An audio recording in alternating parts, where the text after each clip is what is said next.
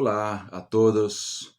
Estamos empezando aquí otro curso de El Trapecio y el tema de este curso va a ser la intercomprensión, ¿no? La intercomprensión no es un tema nuevo, pero últimamente viene ganando mucha fuerza, ¿no? Tanto en las instituciones como en el ámbito académico también, ¿no? Mucha gente últimamente viene hablando de eso, entonces es una demanda y hablamos aquí principalmente una demanda en el universo de la iberofonía, ¿no? Porque la intercomprensión es la capacidad de comprender, ¿no?, otro idioma, aunque no lo domines o no lo hables, no te expreses en otro idioma, pero lo puedes comprender, ¿no? Eso pasa entre varios idiomas, ¿no?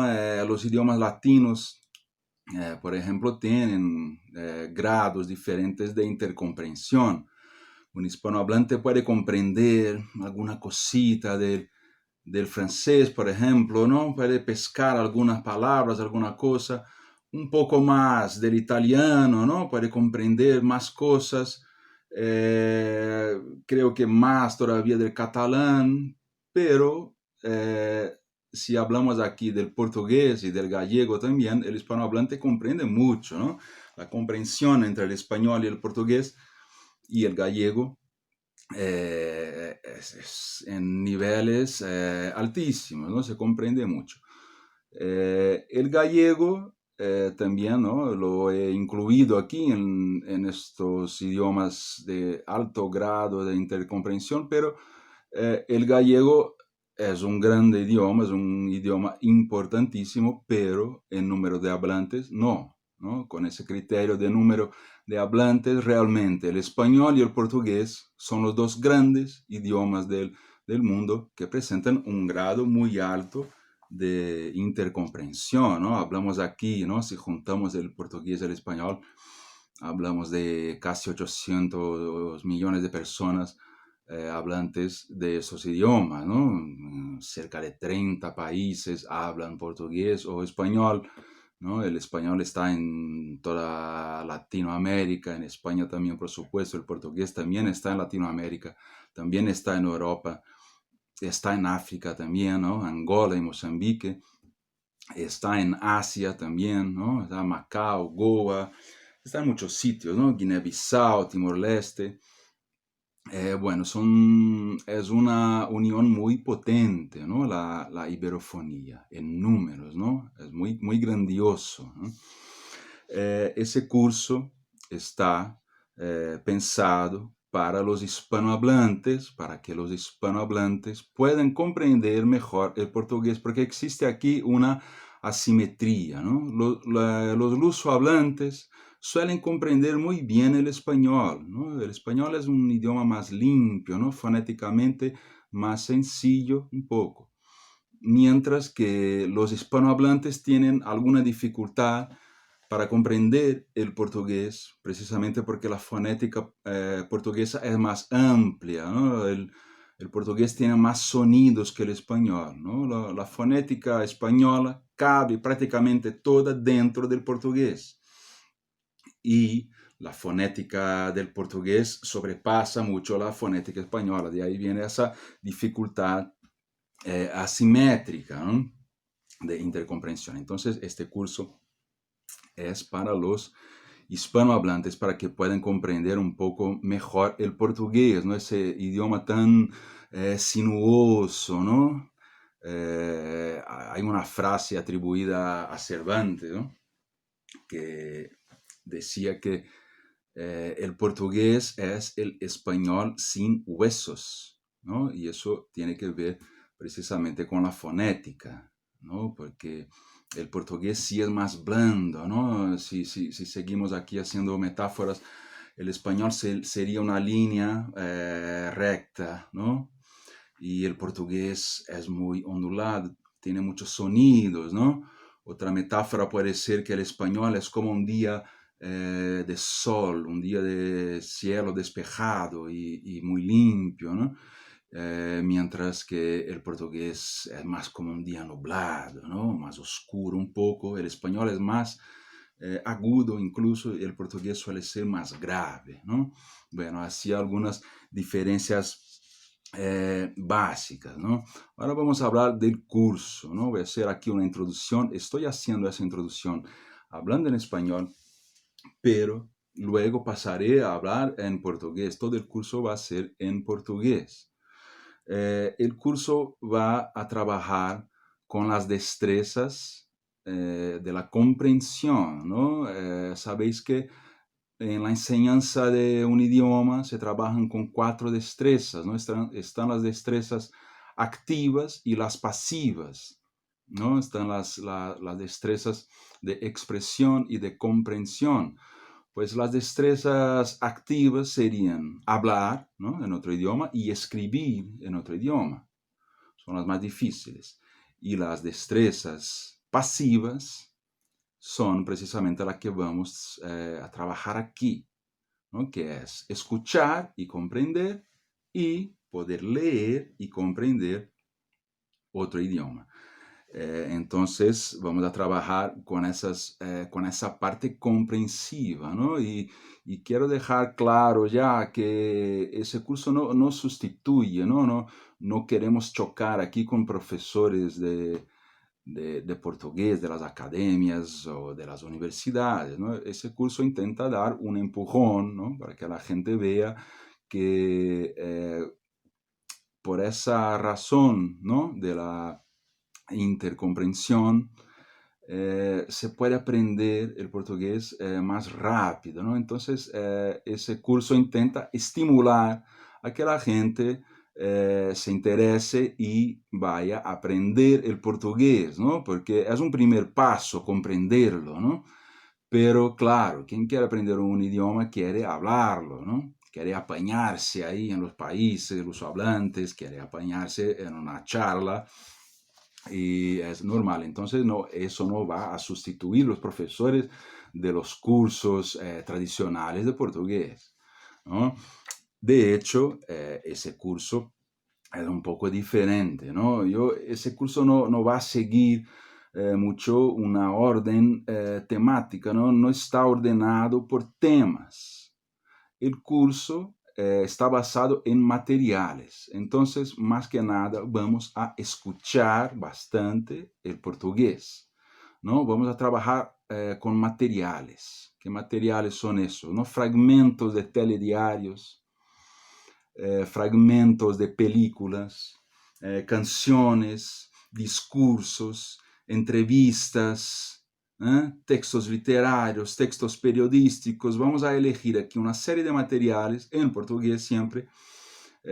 Y a partir de los materiales vamos a comentar, ¿no? Entonces vamos a comentar principalmente los temas de fonética y de vocabulario, ¿no? Y dentro del vocabulario vamos a hablar bastante sobre los falsos amigos, que es un tema peligroso, ¿no? Vamos a hablar un poco de verbos también, pero no vamos a estar aquí hablando mucho sobre gramática, ¿no? Puedo hablar alguna cosa que salga en nuestros materiales y a partir de ahí haremos los comentarios. Voy a dar prioridad al portugués europeo. ¿Y por qué eso? ¿No? Porque yo, bueno, ahora dentro de unos minutos empezaré a hablar en portugués también. Yo soy brasileño, ¿no? Soy de São Paulo, entonces ya automáticamente vais a escuchar mi portugués, el portugués brasileño, el portugués de São Paulo. Entonces, para contrarrestar esa carga del portugués brasileño que vais a tener conmigo, yo voy a traer aquí muchos materiales de portugués europeo, pero también, por supuesto, traeré algo brasileño y también de otros países, ¿no? Que será interesante también escuchar, por ejemplo, el portugués de Angola o de Mozambique, ¿no? O de Macao, ¿no? Que tiene ahí unos acentos muy interesantes. Bueno, yo creo que eso, ¿no? Entonces, a partir de ahora, empiezo hablando en portugués y empezamos el curso, ¿no? Vamos começar o curso escutando um fragmento de uma notícia, né, de um telejornal português. Essa notícia fala sobre a morte do grande escritor português José Saramago. Então, a primeira coisa, vou colocar aqui o áudio, não, o vídeo, e escutaremos. Depois disso, faremos comentários. Vamos lá com o nosso primeiro material. E como já lhe disse, neste jornal morreu aos 87 anos José Saramago. O escritor português faleceu na ilha espanhola de Lanzarote, onde vivia há vários anos com a sua mulher, Pilar del Rio. Saramago estava doente há algum tempo. Escritor, jornalista, dramaturgo, poeta, ganhou o Nobel da Literatura em 1998 e recebeu o Prémio Camões, o mais importante prémio literário da língua portuguesa. É autor de inúmeras obras literárias. Um dos seus livros, de resto, o ensaio sobre a cegueira, foi adaptado ao cinema pelo realizador brasileiro Fernando Meirelles. Saramago nasceu no Ribatejo a 16 de novembro de 1922. Ateu convicto, a sua última obra, Caim, levantou grande polémica precisamente entre os católicos. Foi membro do Partido Comunista Português e diretor do Diário de Notícias. É uma vida que recordamos agora mais em detalhe. Muito bem. Esse é o nosso primeiro material, uma notícia de um jornal, não? De um telejornal português sobre a morte de José Saramago. Vamos começar com questões de fonéticas aqui. Nós aqui ouvimos o vídeo uma vez, né? Eu quero que vocês em casa ou onde estiverem escutem pelo menos 2 ou 3 vezes, né? Voltem o vídeo e escutem quantas vezes mais escutarem, melhor. Questões de fonética. Morreu José Saramago, né? E vocês podem se perguntar, mas não é José Saramago? Por que esse José Saramago? Isso é comum na língua portuguesa. Esse O final, né, de Saramago, muitas vezes ele tem um som que se aproxima ao som de U, né? Saramago, ou Saramago, ou quase desaparece a última letra, né? Mas não é Saramago. Saramago, né? O mesmo acontece com as palavras terminadas em L, né? Por exemplo, ouvimos aqui também o Prêmio Nobel, né? Não é prêmio, em espanhol seria Nobel. Nobel. Em português, esse L também vai cair, né? E se transforma, se converte praticamente em uma letra U. Nobel, Nobel, Saramago, né? Outra questão de fonética. Os 2 R's, né, em português, quando vemos 2 R's no meio de uma palavra, o som que a maioria dos luso-falantes pronuncia é o de R, né? Por exemplo, morreu José Saramago, né? Não seria morreu José Saramago, né? Morreu José Saramago. A mesma coisa acontece, né? O mesmo som acontece quando o R começa uma palavra, né? Quando temos uma palavra começada por R. Por exemplo, utilizando exemplos deste vídeo, o nome da esposa do José Saramago é Pilar del Rio. Pilar del Rio, né? E aqui já temos o exemplo do R, né? Do Pilar del Rio, e do del também, né? Não é del Rio, não é del Rio. Em espanhol seria del Rio. Em português, del Rio, Pilar del Rio. Certo? Outros exemplos. Realizador, não? Quando ele fala aqui do realizador brasileiro que fez o filme Ensaio sobre a Cegueira. Né? Então, realizador, né? Também fala aqui sobre o ribatejo, né? Essas palavras começam com R e o som é um som próximo à la jota espanhola, né? Ramon. Né? Então, morreu, Pilar del Rio, realizador, ribatejo. Né? Seguimos com questões fonéticas.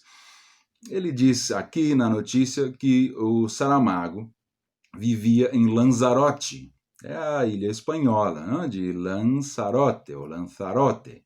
Não? Em português, sempre que encontramos uma letra Z, né? A letra theta, ou zeta, o som será esse Z. Né? Então, por isso eles pronunciam aqui, né? Nós, os lusofalantes, pronunciamos Lanzarote. Lanzarote. Esse mesmo som de Z também aparece quando temos uma letra S no meio de duas vogais. Se temos duas vogais e um S aqui no meio, esse S também será pronunciado como Z. Por exemplo, casa, né? Casa, C-A-S-A. O S no meio de duas vogais, o som é de Z. Casa. Outro exemplo, portuguesa. Se escreve com S, né? Portuguesa. Mas a pronúncia é essa, portuguesa, não é portuguesa nem caça, é portuguesa e casa. E a ilha é a ilha de Lanzarote. Seguimos com mais fonética. Tá? Não sei se eu estou aqui em um ritmo um pouco rápido, mas não se preocupem, né? Ao longo das aulas eu vou jogando sempre muita informação. Vocês vão pescando o que conseguirem. E não se preocupem, né? Eu sei que é muito difícil que um aluno capte 100% das aulas, né? Eu já tenho muita experiência dando aulas. Os alunos não captam 100%, mas eles captam uma boa porcentagem e isso vai se depositando no aluno e ao longo das aulas isso vai ficando cada vez mais fácil. Então não se preocupem muito se não estiverem compreendendo tudo, certo? Seguimos, questões de fonética. Aqui no vídeo também há uma frase que é assim: vivia há vários anos, não? Vivia há vários. Não? Essa é a letra V, não? Em espanhol seria la V, não? A letra V em português. Em português, o som da letra V e da letra B é muito diferente um do outro, né? Não é como em espanhol que os sons são iguais. Então, esse som em português é muito marcado. A letra B é B de bola e a letra V é V, né? Então, vivia há vários anos. Né? Então, atenção com esse som também diferente do espanhol. Outro som, né, esse bastante típico do português europeu, no Brasil também algumas regiões fazem esse som, é o som do S no final das palavras, certo? Temos uma frase aqui também retirada do vídeo, né? Obras literárias, um dos seus livros. Então, obras literárias, um dos seus livros. Né? Esse S, né, que é um pouco chiado, né? Obras, não é limpo como obras literárias. Né? Eu uso o S mais limpo, eu com o meu sotaque de São Paulo. Mas muitas regiões do Brasil, e o português europeu, e muitos outros portugueses, né, de outras partes do mundo, fazem o S dessa maneira. Obras literárias, um dos seus livros. Né? Depois eu quero que vocês escutem novamente o vídeo, prestando atenção em todos esses sons que nós acabamos de mencionar aqui. Passamos a ver um pouco de vocabulário, né? Rapidamente. Ilha. Todas as palavras que aparecem no vídeo. Ilha, em espanhol, isla. Não? Em português, ilha, escrito com I, L, H. H em espanhol é el H, não é lá, H. Então, I-L-H-A, ilha. Em espanhol, isla. Mulher. Mulher também se escreve com L-H, com L-H em espanhol. Não? Mulher, mujer. Não? Jornalista. O que é um jornalista? Né? O que é um jornal? Um jornal é, em espanhol, um periódico. Então, jornalista seria, em espanhol, um periodista. Não? Um texto jornalístico, podemos dizer. Não? Um texto periodístico, em espanhol. Outra palavra, doente. Doente seria enfermo, não? E doença é a enfermidade. Cinema, essa é fácil, né? Cinema, em espanhol, cine. E película, não? Em espanhol, película, em português se diz filme. Vamos ver um filme no cinema, né? Vamos ao cinema assistir a um filme. Né? E por último, aqui no vocabulário, referente ainda a esse primeiro material, onde. Onde, não, também é fácil, seria donde. Donde, em espanhol, onde. Certo? Vamos terminar aqui esse primeiro material, porque eu quero passar agora ao segundo material. Nas nossas aulas vamos tentar sempre fazer assim, né? Eu vou trazer sempre aqui, para começar, um material mais sóbrio, né? Uma notícia, um discurso, algo assim, né? Um documentário, né? Alguma coisa assim, e o segundo material sempre vai ser um pouco mais ligado às artes e à cultura, né? Então agora vamos escutar uma canção portuguesa que eu acho que vocês conhecem, uma canção mítica portuguesa, né?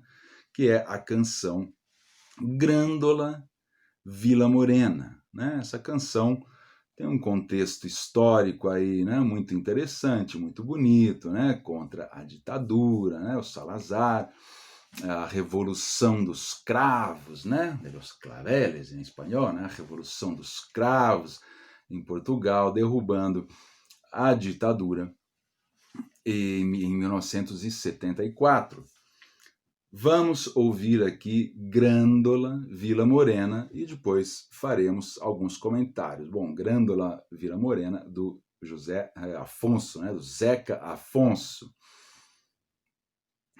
Vamos lá. Vamos ouvir um fragmento. Prestem atenção na letra e depois comentaremos. Grândola Vila Morena, terra da fraternidade,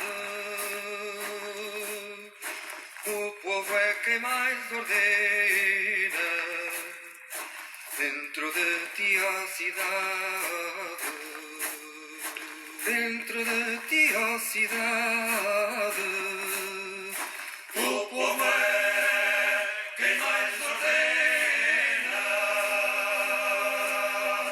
terra da fraternidade, Grândola Vila Morena.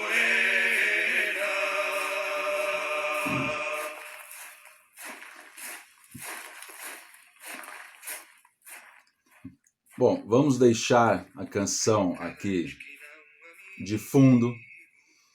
Vocês podem ouvir a canção inteira em casa, né, quantas vezes quiserem, prestando atenção na letra, né, nos sons, principalmente nos sons, né?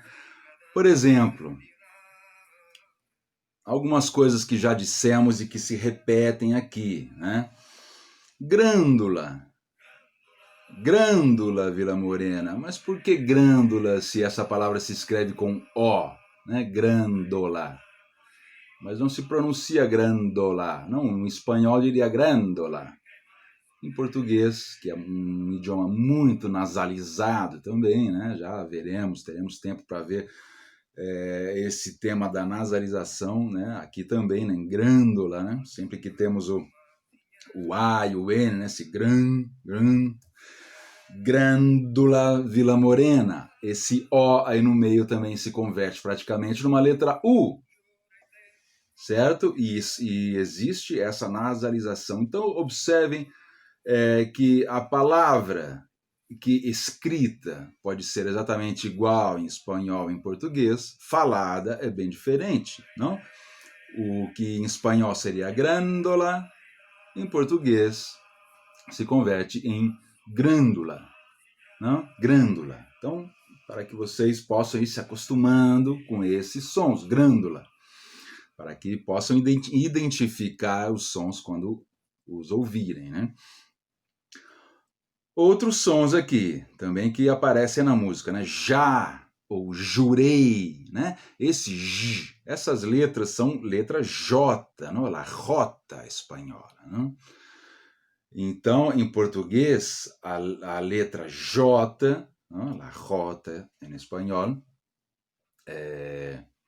se pronuncia assim, né? Já jurei, né? Como na palavra também jornal, né? O jornalista, essas palavras também começam com a letra J, mas não é jornal, nem jornalista, é jornal e jornalista. Observem também que a palavra jornal termina em L e o L praticamente vira um U, né? Jornal. Aqui aparecem também, né, o som do V, que nós já vimos antes, né? Vila, povo, né? Não é vila, nem povo. Vila, povo, né? Povo é el pueblo, não? La gente, não? O povo de algum lugar. Outra palavra aqui que pode enganar um pouco, né? É o rosto. Rosto, que em espanhol seria rostro. E outros comentários aqui. Aqui aparecem, né, porque ele utiliza essa terminação para fazer muitas rimas, aparecem palavras como, por exemplo, fraternidade, igualdade, vontade, idade. Tá? Então, essa terminação, né, que ela se repete em espanhol, não? Fraternidade, igualdade, voluntad, edad. Não? Então, isso pode ser estabelecido quase como uma regra. Claro que toda regra tem as suas exceções, mas essas palavras que em espanhol acabam dessa forma, né? Voluntad, fraternidade, igualdade, em português vão terminar em ad, né? Fraternidade, igualdade, idade, né? Também cidade, né? Em espanhol, ciudad, em português, cidade, certo? Vamos terminando aqui com os comentários, que já estamos chegando a quase 30 minutos de vídeo, né? Vamos lá. Em determinado momento da letra de Grândola Vila Morena, a letra diz: a sombra de uma azinheira, a sombra de uma. O que é duma? Não? Esse duma é uma palavra única, se escreve D-U-M-A, duma. Isso é uma contração, né? O português faz muitas contrações, o que confunde também as pessoas que começam a estudar o idioma, que começam a prestar atenção no idioma. Essas contrações confundem muito, né? Então, a sombra de uma azinheira. Azinheira é uma árvore, né? Uma árvore que eu acho que em espanhol é o equivalente a lá encina. Bom, mas o que eu quero falar aqui é sobre essa contração, né? A sombra de uma azinheira. Esse duma é a contração de de mais uma, não? A preposição e artigo, certo? Poderíamos dizer a sombra de uma azinheira, mas o português contrai muito. Então, esse de uma vira duma. A sombra de uma azinheira. Né? Eu acho que já está bom por hoje. Né? Foi uma carga bastante grande de informação para essa primeira aula. Né? Notem só como última informação aqui esse tema dos falsos amigos. Né? Eu acabei de dizer essa primeira aula. Né? O falso amigo é quando existe a palavra igual nos dois idiomas, né, que se escreve de maneira igual ou muito semelhante, e que o estudante pode pensar, essa palavra eu já sei, também existe no meu idioma. Mas o falso amigo engana. Ele parece que é um amigo, mas não é. Engana. Esse é um caso. A palavra aula, em português, seria o que é em espanhol classe. Uma aula, em português, é uma classe, em espanhol. E, ao contrário, uma classe, em português, seria el aula, em espanhol. Né? Vamos pensar aqui em algum exemplo. Né? Por exemplo, hoje eu tive uma aula de português. Né? Hoje eu terei aulas de português. Aula, classe, né? E também posso dizer a classe onde eu estudo é muito grande, é muito luminosa. A classe, então, em português, aula é o evento, né? É a aula, é o professor falando, os alunos participando, isso é uma aula. E classe é o espaço físico, né? É o espaço físico. Certo? Bom, ficaremos por aqui, por hoje está bem. E muito obrigado pela presença de todos vocês. Nos vemos na próxima aula.